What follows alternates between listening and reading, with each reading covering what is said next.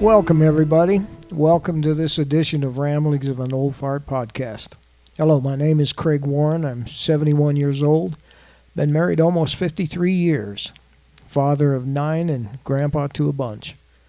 I'm sort of retired. I retired at 65 to provide full-time care for my wife, who's had some serious health issues. But lately I realized I needed something to do to keep my mind active. So why not a podcast? I have a lot of experience. I've done a lot of things in my 50-plus years in the workforce. I definitely have a lot of opinions, so what more would I need? I should mention that I have never been a member of a political party, and I do not intend to do so. My podcasts do not come from a political place, just from a factual and common sense place. In today's podcast, this is more or less an update from our podcast. We had part 1 and 2 of our energy hostage crisis thing. Well, I read this is in response to a Forbes article that I read. Came out April 5th, 2026 by Robert Rapier. This guy is a seasoned chemical engineer with 3 decades of international experience in the energy sector. He holds undergraduate degrees in chemistry and mathematics and has a master's in chemical engineering. He's worked extensively for the oil refining production and synthetic fuels, biomass energy, and alcohol production. He's earned several patents along the way, so he's a pretty intelligent guy, it sounds like. He's also the editor-in-chief of Shale magazine, and he's a prolific author for Investing Daily, and he's wrote some books and things like that. He has a lot of insights in all kinds of stuff, and he's been tapped into play, on TV, 60 Minutes, the History Channel, CNBC, PBS, among others. Sound like mostly liberal channels. But his articles have appeared in top publications like Wall Street Journal and that kind of stuff too. And The Economist, I guess I should mention that. But for nearly a decade, he's covered the energy sector for Forbes. Okay, so he says, this is out of his article. He's challenging some of my work in those 2 podcasts.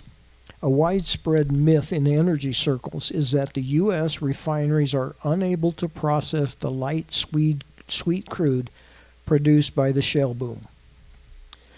The claim tends to surface whenever gasoline prices rise or energy independence becomes a talking point. The argument is usually that U.S. is producing record volumes of oil, yet still imports crude because its refineries were built for heavy foreign crude, or heavy foreign barrels, the way he referred it. It's a compelling narrative, but it's mostly wrong, he says. U.S. refineries can and do process shale crude every day. The issue isn't technical capability, it's economics, as he puts it. Understanding that distinction is critical because it explains why the U.S. simultaneously exports large volumes of crude while continuing to import it as well, and why that system works far more efficiently than it appears at first glance. Okay, so we're exporting our oil and bringing somebody else's oil in, and that is supposed to be working efficiently. Well, I'm not sure I understand that, but let's touch on the economics part of it.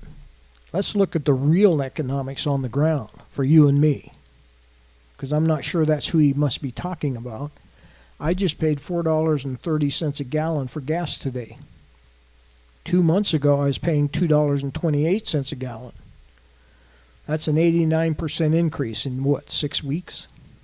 7 weeks? That's ransom, the way I look at it. We pay for being held hostage to the Middle East when we don't have to be. That was the premise of my podcast, and I don't see that he's changed that one bit.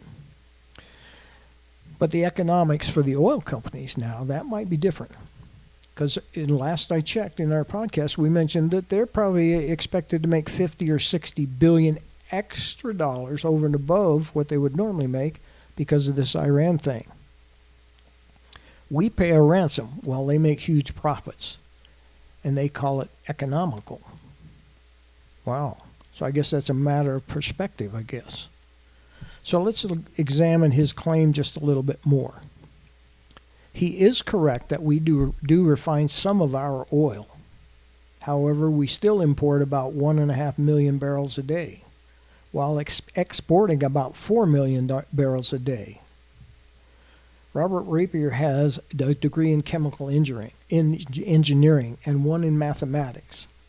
So I'm sure he could do the math here. We could produce all of the oil we need and still have a surplus of approximately 2.5 million barrels a day that could be exported or whatever, right? Okay, so a little bit further down in his article, he tells the rest of the story. Most of the refineries cannot process our oil without mixing it with that Middle East sludge that we import. So, to me, it's very disingenuous for him to say that we can process our own oil. But it's not true, not complete, not without still importing oil from the Middle East and mixing it with our oil so that their refineries can still refine it. That makes no sense. I don't see how that's economical. I don't see how that's efficient.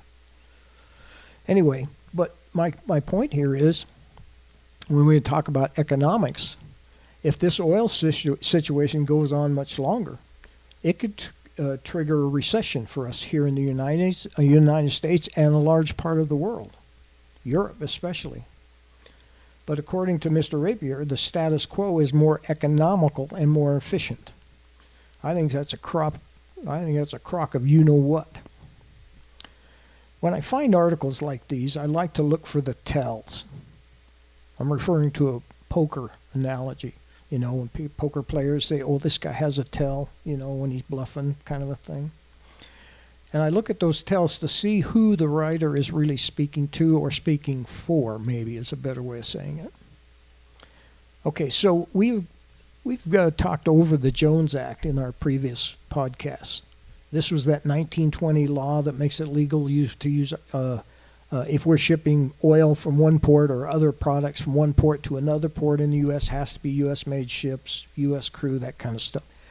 So that's definitely an impediment for us to get our own oil in full process and take care of it fully.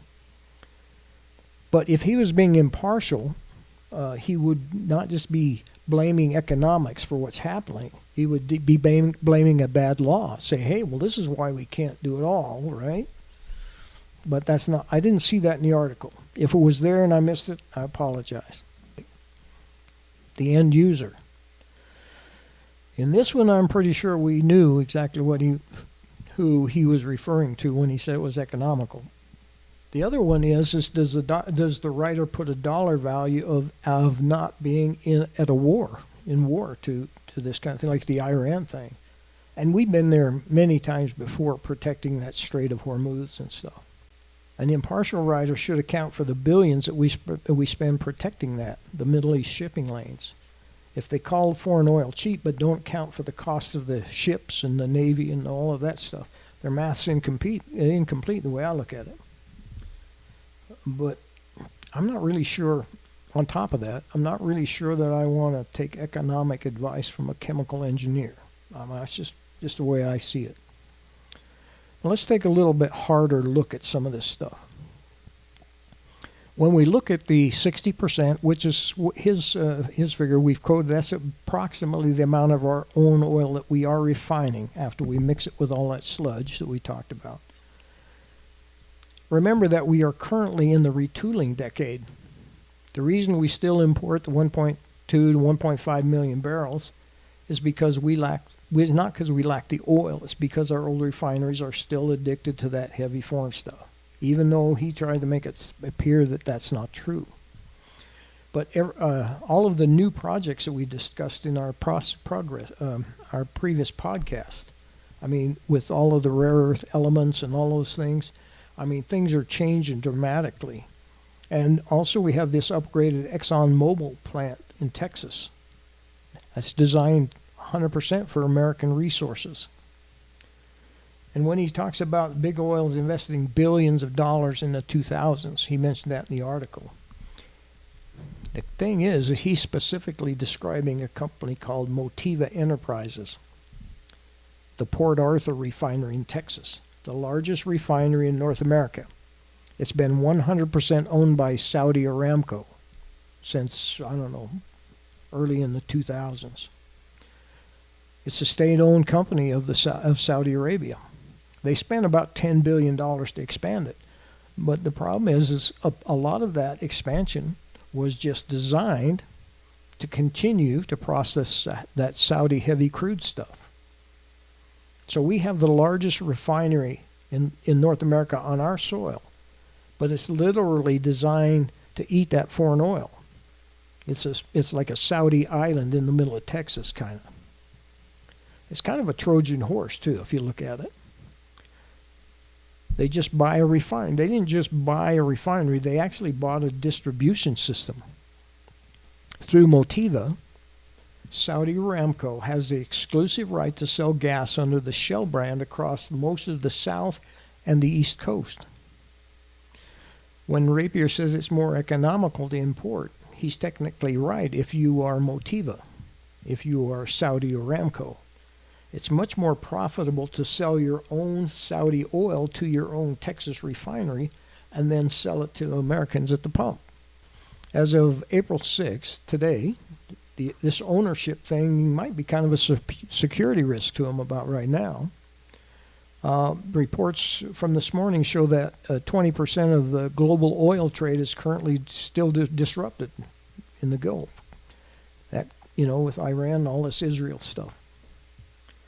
Because we haven't retooled refineries like Port Arthur to run 100% American oil, we are still waiting on tankers from a war zone to feed a refinery in Texas. I don't understand how that can be economical or efficient. Or is that just me? We can also challenge this Forbes article. Mr. Rapier says it's not economical to switch to American oil. What he isn't telling you that largest refinery in America is owned by the Saudi royal family. Of course, it's not economical for them to stop buying their own oil. But in actuality, we have allowed a foreign power to build a refinery on our own soil so they can keep us locked into buying their oil instead of using our own. I also noticed recently, all of this Iran thing, the Saudis are more than happy to let us do all the work and absorb the costs, both monetary and the loss of life, to protect the shipping lanes for them.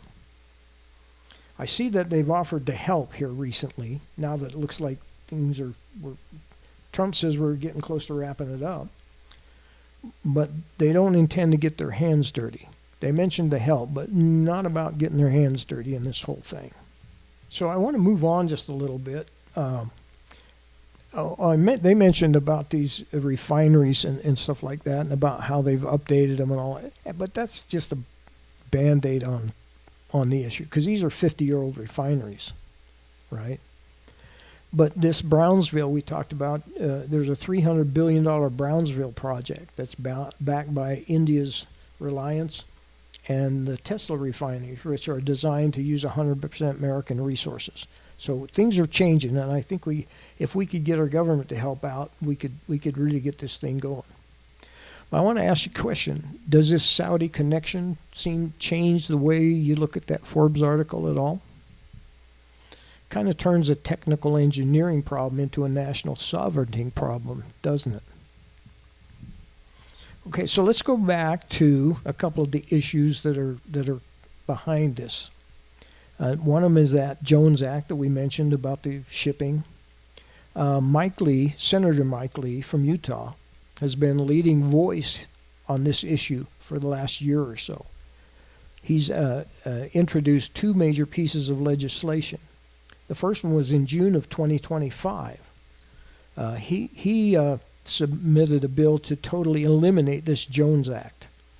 He called it a 105-year-old piece of red tape that we just don't need anymore. It forces Americans to buy energy from despotic regimes instead of using our own oil. And recently, March 12th, 2026, he introduced the Protecting Access to American Products Act. This is his newer, more surgical approach, if you will. It creates an expedited waiver process. Like we talked about, President Trump instituted a 60-day waiver so that we could use foreign ships or whatever to get oil to wherever we need it to help keep the costs down. But this act says that if an American company like a refinery can't find a U.S. ship to move their product, the government must grant a waiver within a certain so many day period and allow a foreign ship to deliver that product.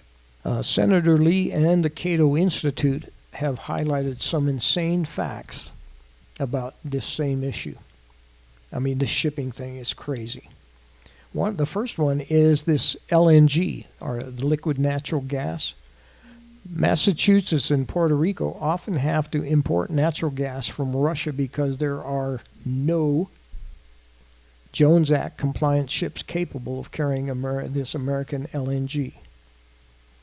And here's a strange one, I have to say. Hawaiian ranchers actually have to fly cattle to California on planes because it's cheaper than using the few legal American ships available. That's crazy, right?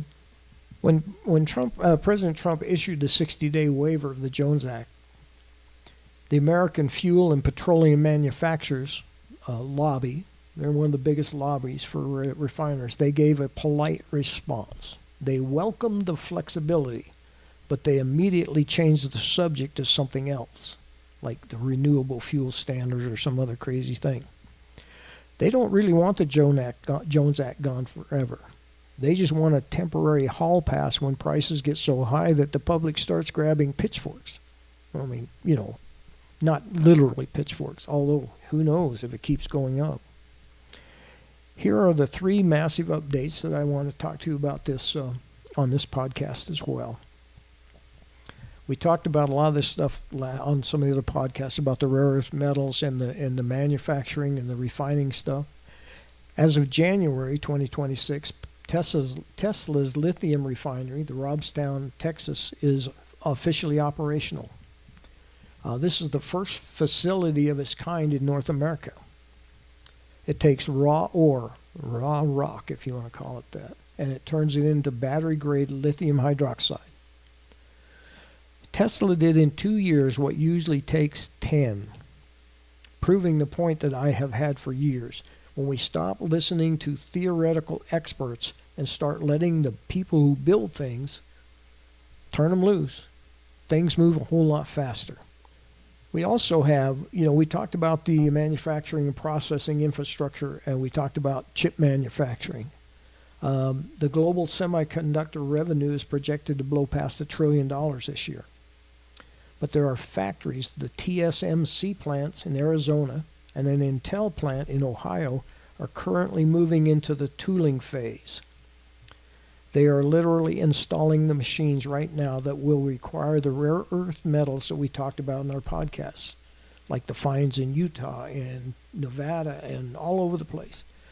What really surprises me about all this stuff is because we were not only just a couple of years ago, we were told that China had all the rare earth metals elements all tied up, and they were so rare they had them all tied up, and everybody had to go to China to get them. That's kind of proving not to be true. Okay, so one of the things that I noticed has happened is in this coal ash. Remember we talked about all this coal ash from all the old coal-fired power plants that stacked up millions of tons? We mentioned the fact that it had rare earth elements in it. The Department of Energy just announced $500 million in new funding, specifically for domestic critical mineral processing. This is the strategic reserve that I mentioned. It's now officially at $10 billion direct loan program. It has been established to shield American mines from foreign price gouging. It's the armor to help protect these new industries. I might add that this is exactly what our forefathers, our founding fathers, did early on. That's where the tariffs came in that Trump tried to institute. I'm not sure we should ever give those out, but they instituted those early on because they knew otherwise the European manufacturers would always be able to outprice the new businesses they're just trying to start up. It was a great tool then, and I'm not sure why we gave it up. Anyway, I want to mention something here in closing. We are truly the richest country in the world. Now, if we could stop the fraud, I don't know if you've noticed this stuff coming up in California, and it's going to be everywhere else. I just seen one in Utah here, my home state, and our state is usually one of the best run states around, I think. But they're already finding $500 million. So I'm sure this is going to get a lot worse across the country. But if we could stop the fraud and put that money to work to make America great again, that would be a fantastic thing, and we could do really well. We would really have something to go on here. Well, we could somehow, if we could get our legislators to pull their heads out of where and keep their hands in their pockets and stop taking big oil's cash, we might be able to get this thing fixed.